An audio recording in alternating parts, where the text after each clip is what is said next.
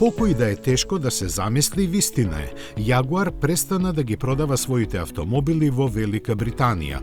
Од ова дојде како резултат на расчекорот меѓу преамбициозните планови за електрификација и опаѓање на интересот на купувачите, така што единствено што сега може да се направи е чекор назад за утре со свеж старт да се тргне 2 чекора напред.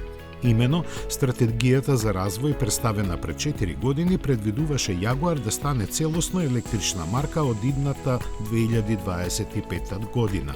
Но новите модели, чија платформа се развива со помош на кинескиот Chery, се уште не се подготвени за лансирање и единствено што преостана е да се запре со производството и продажбата на се, на бензинските модели заради трансформацијата на погоните и на електричниот I-Pace, бидејќи доста слабо му одеше.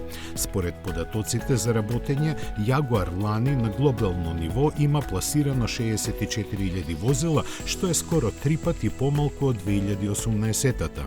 Да подсетиме, тогаш Јагуар стана првиот производител кој лансираше електричен кросовер во Европа.